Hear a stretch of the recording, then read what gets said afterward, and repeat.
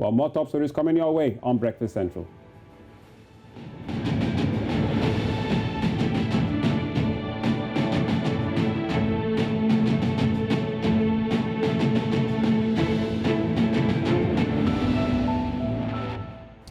Let's take you to Ethiopia now, where Prime Minister Abiy Ahmed has named a new defense minister and peace minister in a cabinet shake-up that comes just days after a new 5-year term. We saw him sworn in. Now, the cabinet was approved yesterday by Parliament, where Abiy's Prosperity Party has an overwhelming majority. And the approval of the 22-member cabinet comes amid growing pressure from the Western country to resolve the Tigray crisis in the region. Let's now join our East African correspondent Abdinol Aden for more on this development. Good morning, Abdinol. Welcome to the program. Now give us an update on the new cabinet and its members, both the new and the returning ones. Thank you so much, Olu and Oli. And the new thing about this cabinet is that apart from the retention of the finance minister and the foreign minister, is the appointment of members of the cabinet from the opposition parties, who have 9 members in the parliament. Speaking of the 3 opposition members, where Prime Minister Abiy Ahmed has stand as part of the new inclusivity approach and breeding a culture of working together in the country.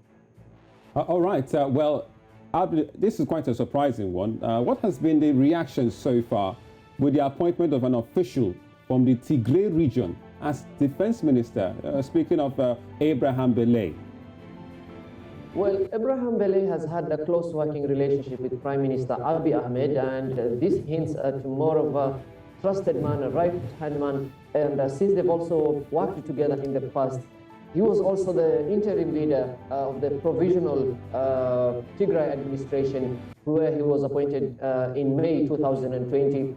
Now, this also means that the country might be having a new approach in handling the Tigray crisis, because Minister Abraham brings with him experience coming from previous Ministry of Innovation and Technology, the Ethiopian cybercrime agency. He's had a lot of experience, and this means that it's part of the approach Abiy Ahmed is trying to apply in this second term.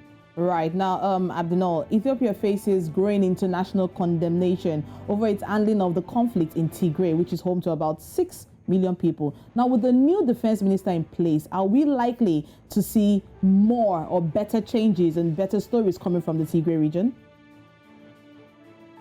Well, the members of the cabinet were just approved by Parliament.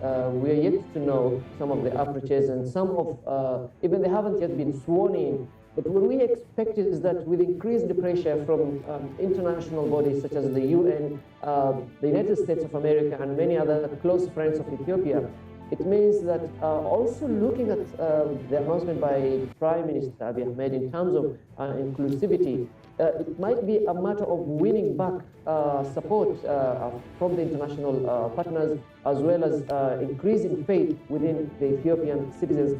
And the other thing is that apart from the defense minister, the fact is that the 3 key opposition leaders have also been handed 3 strategic cabinet positions. Therefore, Prime Minister Abiy, in his address to Parliament, while seeking their approval in the new cabinet, was that they should ensure they support the executive and not to sabotage the expectations and their plans.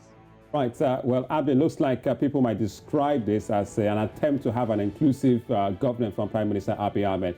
And Abdi, don't forget that just about a couple of weeks ago, we had one of the youngest women in his former cabinet resign over the issue about the crisis in Tigray, saying it was something that had to do with her conscience. Now, are we going to see some things like that in this new 5-year term with this new cabinet, or can we just put that behind us right now and let's move forward for Abiy Ahmed? Well, since he took over the administration of the country in April 2018, Prime Minister Abiy Ahmed was known for doing cabinet reshuffles, and most of the times we've seen 3 or 4 cabinet ministers being either fired or taken to other new dockets, with the new people being appointed.